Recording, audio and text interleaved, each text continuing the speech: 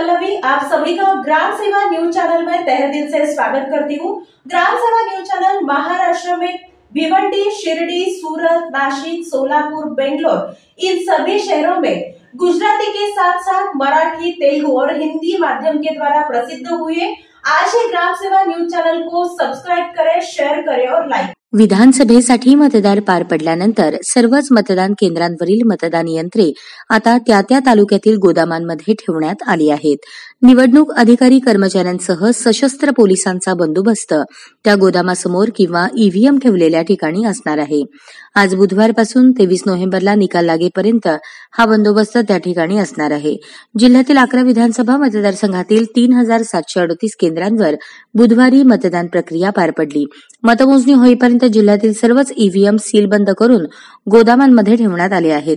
रात्री उशिरापर्यंत ठिकठिकाणाहून महाराष्ट्र राज्य परिवहन महामंडळाच्या बसगाड्या आणि परवानगी दिलेल्या वाहनांमधून ईव्हीएम त्या गोदामात जमा करण्यासाठी आल्या.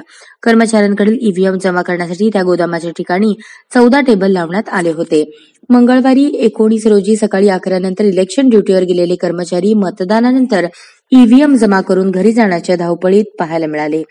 जिल्ह्यात एकूण 66 ते 67% मतदान झाले असून मतदार राजाचा कौल कोणाला याचे उत्तर आता 23 तारखेला मिळणार आहे.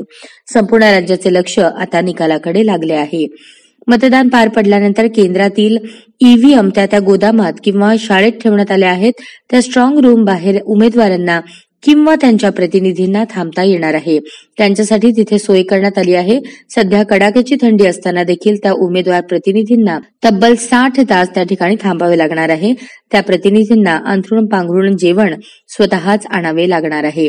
जिल्ह्यातील 11 विधानसभा मतदारसंघातील 3738 केंद्रांवर ईव्हीएम त्या तालुक्यातील गोदामांमध्ये ठेवण्यात आले आहेत. शनिवारी सकाळी 8 पासून मतमोजणीला प्रारंभ होणार आहे. त्यावेळी 14 टेबल म्हणजेच एकाच वेळी 14 फेऱ्या सुरू राहतील.